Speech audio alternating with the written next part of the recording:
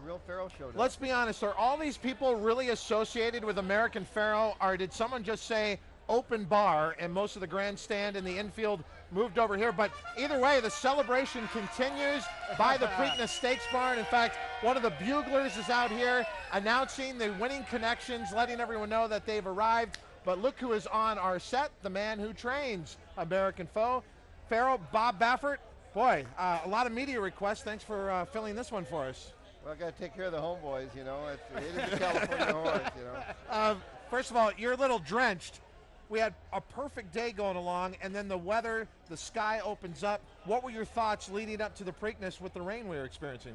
Well, I was hoping we were going to get by it, and when it really started coming down, I thought, wow. I really thought there might be a delay. It was really, I've never been involved in something like that, especially in a big race, you know, this. And so I thought, wow. I know he likes the mud. I don't know about Dortmund. He's going to like that, and but it was the rain. It was just pelting. I kept watching the horses, and they could tell, you know, the rain was, you know, they didn't like that rain the way it came down, but in the wind. But I thought, boy, he better break. Yeah. If he doesn't break, it's going to be ugly. So I can't believe the way he ran today. Was the plan to go to the lead 5? Listen, he's so talented, and he didn't break ultra sharp, and Victor had to goose him a tiny bit, but when he did, he's pretty crazy type of horse that he's able to accelerate and then settle a little bit. Yeah, we, you know, from the one hole I knew, you know, I said, you know, we talked about it, and Dortmund, you know, their speed horse, I said, you know, send him away from there, and I told Martin, I don't know, you know, Dortmund, you don't know, you know, they ride their own race, but I told Victor, you know, that we talked about it before, you know what, we need to get aggressive and let that horse run, and don't worry about, you know, Mr. Z or whatever. If he's that good, he wants to let roll, because in the Derby he wasn't really comfortable tracking those horses, and today when he got on that cruising speed, and I remember when they went the quarter in 22 and change, Jill yelled out 22 and 2, but when he got to the backside and I saw those ears come up, I said, oh yeah, I like that. Yeah. You know, he's a cruiser. So how did he come back out of the race? I don't even know. I just got here. Yeah, I haven't even got a chance to see him. We won't let you go to the barn. I've been fighting all this, so I don't know. You know, Jimmy hasn't called me, so that's good. Okay, we just heard from Jimmy via Anna James, who is our camerawoman, that he's going to go back to Churchill to train for the Belmont. Is yes, that true? yes. Okay. That's Reasoning why?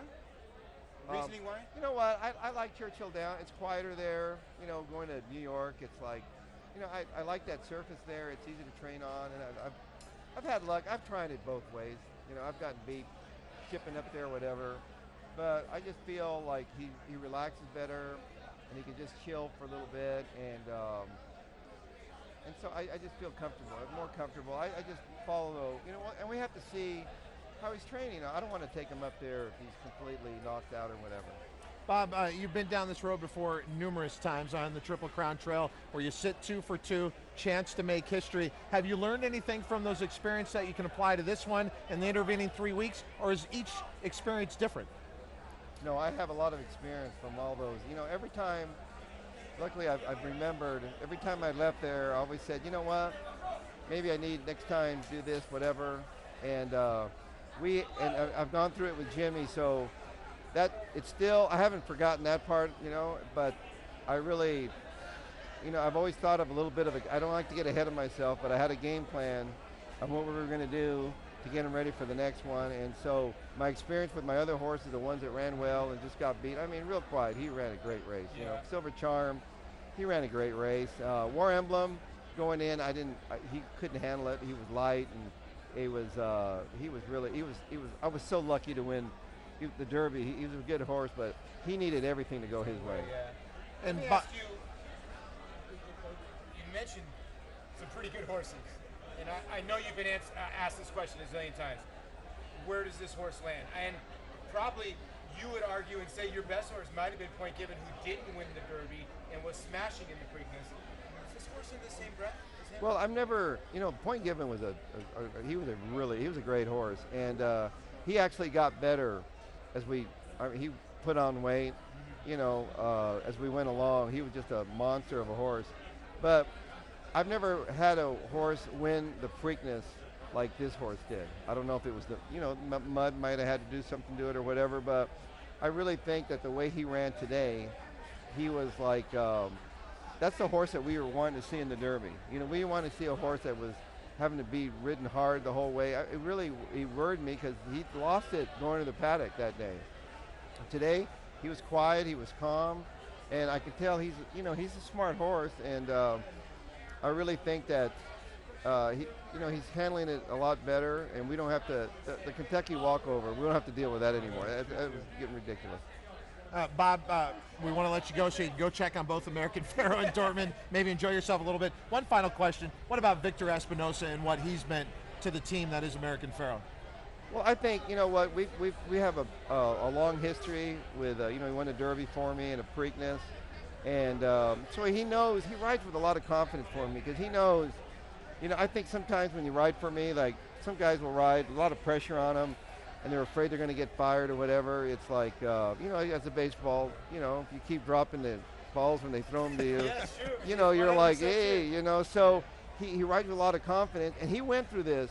He learned a lot from California Chrome, going through all this, and he knows, what he needs to deal with, and so I'm sure that he's gone through Triple Crown. This is his third one. You don't think that's an advantage for you? It's a big advantage because he knows what to deal with. And you got to be careful. This, you can get, it's exhausting.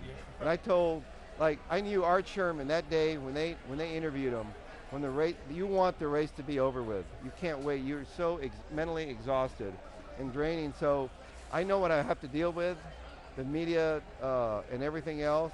And luckily, I'm a very boring person. They know everything about me.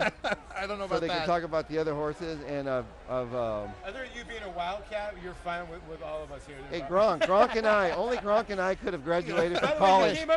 You came up here and you said, Will Pharoah, you were excited to meet Will Pharoah. I haven't never met Will Pharoah. But you got to meet him today?